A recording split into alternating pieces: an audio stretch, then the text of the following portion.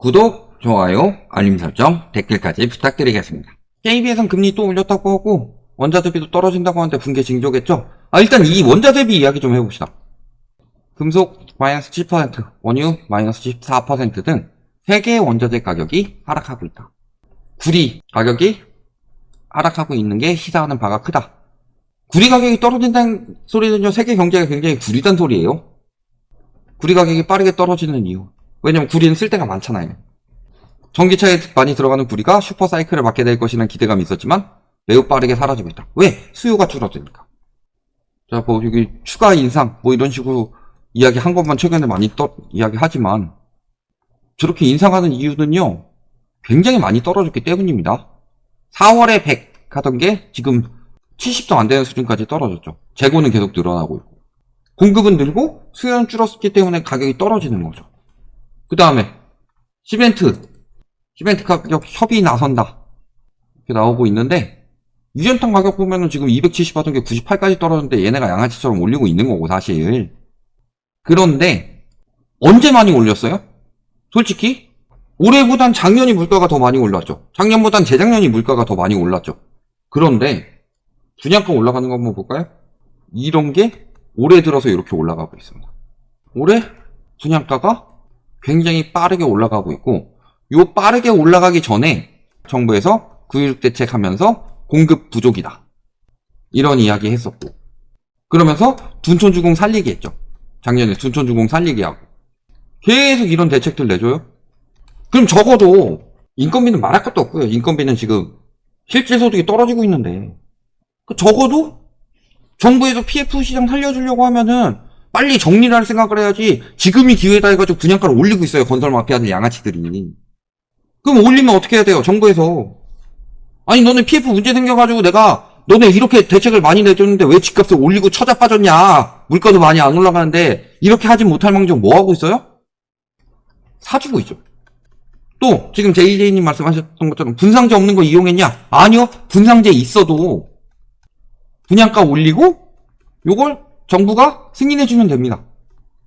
대표적으로 얘기가 나오는 곳이 어디예요?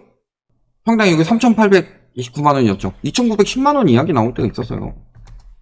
문재인 정부 때 3,516만원 안 된다고 상한제 적용해서 2,910만원이면 된다라고 했는데, 윤석열 정부에서 요걸 받아준 거예요. 3,829만원을.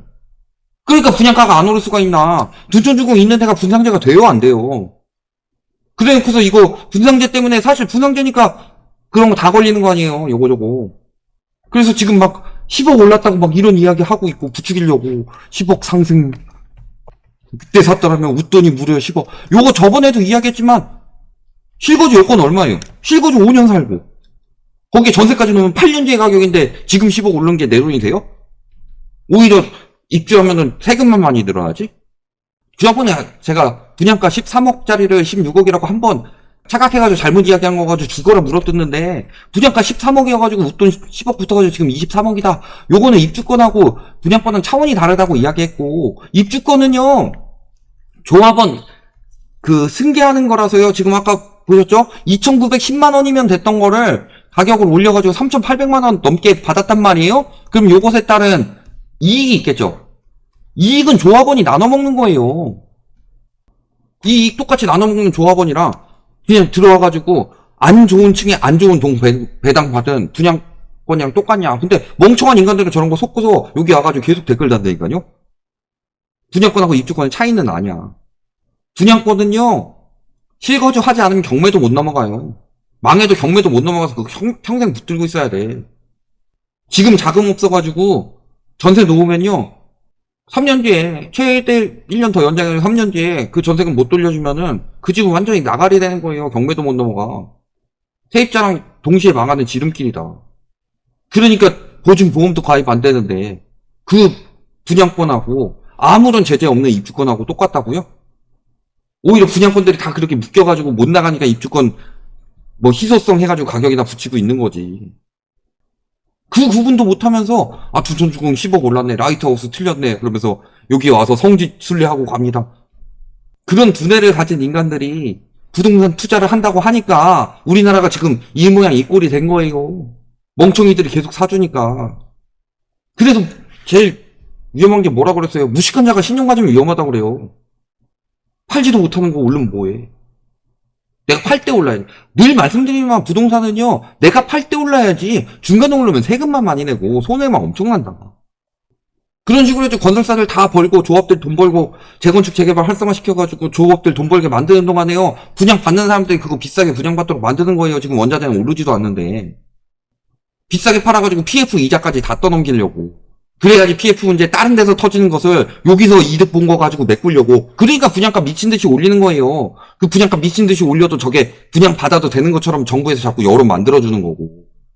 그러니까 부동산원 지표는 KB는 오르지도 않고 오히려 떨어지고 있을 때 부동산원 지표가 계속 역대급 찍는다 이런 기사들 띄었던 거고. 이런 것들을 모른다니까요. 왜? 욕심에 눈이 멀어서 그것만 보이니까. 그런 상황인 거고, 지금 이런 상황에서 KB가 또 금리 올렸다고 하죠. 지금 금리가 얼마나 올랐냐. 자, 이번 주에 대출금리 또 인상. KB는 내일부터 금리 0.3%포인트 인상하고, 신한은행 이르면 모레 또 이렇게 지금 하나, 둘, 셋, 넷, 5번 올렸는데 또 올린다. 그리고 올리는 폭도 보세요. 0.05씩 올리다가 0.3씩 올리다가 0.5씩 올리고 있어요. 하나은행도 오늘 22일부터 또 금리 0.6%포인트, 전세대출 0.2%포인트씩 감면금리를 축소한다. 즉 감면을 덜 해준다. 그래서 이 금리 인상이 뭐라고 그랬어요? 여기가 금리 고점이죠. 2022년 10월 2022년 10월 이때쯤에 기준금리가 3.0%였는데 자, 23년 초에 기준금리가 3.5까지 올라가죠. 자, 3.0일 때 금리가 여기까지였는데 지금 여기에 3.5일 때 금리입니다. 그러면 금리가 올랐는데 시중금리가 계속 떨어졌죠. 뭐가 떨어졌기 때문에? 가상금리가 떨어졌기 때문에. 특히 이때까지는 가상금리 낮추는 것만 영향을 줬었는데 이때부터는 예금금리도 낮췄죠.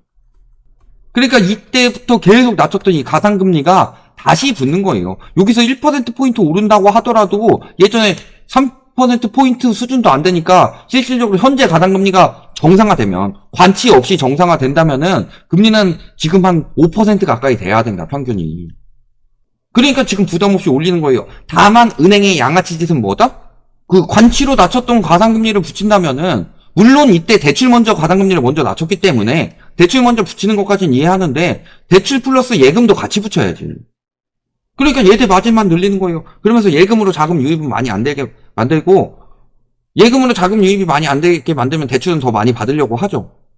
대출을 잡는다고 했는데 대출을 잡으려는 정책이 아니에요. 저거는 은행권에 대출 잡으려고 금리 올리는 거 아니다. 마진 올리려고 올리는 거지. 왜 마진 그렇게 올리려고 하냐. 여태까지 관치 금융으로 눌렸던 마진들 올려가지고 뭐 하려고 하는 거예요? 지금 상반기에만 부실채권 3.2조 상매각했다고 합니다. 그런데 벌써부터 추정 손실만 2조 넘어갔고 고정이하 여신만 10조 넘어갔어요. 5대 은행에서.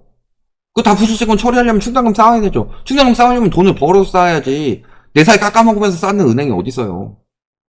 그러니까 주택담보대출 금리 올려가지고 금리 높여서 받아가지고 요걸 가지고 수익 많이 내서 예대금리 차 많이 늘려가지고 수익 많이 내서 그걸 토대로 나중에 그 부분 다 메꾸고 그럼에도 불구하고 버틸 여력을 만드는 거예요. 저기에다 플러스로 PF 문제도 지금 굉장히 위험하잖아요. 이게 2금융권 문제가 1금융권까지 많이 번질 수 있도록 정부에서 많이 연결고리를, 너와 나의 연결고리를 만들어줬다. 그 연결고리를 계속 만들어주니까 1금융권이 그 부분도 대비를 해야 될 거 아니에요. 2금융권 터지면 뭐라고 할 거예요. 정부 1금융권에서 펀드 만들어가지고 또 해야 될 거 아니에요.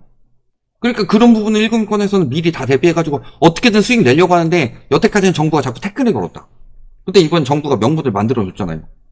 여태까지는 이 명분이 없다 아닙니까, 명분이. 근데 이제는 명분이 있다. 그러니까 그 명분 토대로 해가지고 자금을 쌓는 거고, 은행이 저렇게 자금을 미친 듯이 쌓는 이유는 뭐겠어요? 은행이 미친 듯이 자금을 쌓는 이유는 지금처럼 저렇게 은행들 계속 욕먹으면서 여론 안 좋아지는데도 자금 쌓는 이유는요, 경제 위기 대비해가지고 예전에 베어스턴스 은행이나 리먼 브러더스 은행처럼 터지고 싶지 않아서 그런 거다. 생각보다 PF 문제가 굉장히 심각하고 이게 부실 전이가 가계부채로 전이될 가능성이 굉장히 높다. 그거 지금 전이 안 되게 하려고 정부에서 DSR 다 우회해주는 건데, 그럼 그 다음엔 어떻게 되겠어요? 섬에서도 쥐들이 무리 지어 도망가면요, 지진이든 뭐든 천재지변이 일어날 징조라고 하죠. 왜냐면 사람보다 쥐들이 감각이 발달했으니까. 그럼 금융 쪽 감각에서는 일반인들보다 은행들이 더 발달하지 않았겠냐. 이런 거 생각해 보시면 답이 나오죠. 여기까지 말씀드리겠습니다.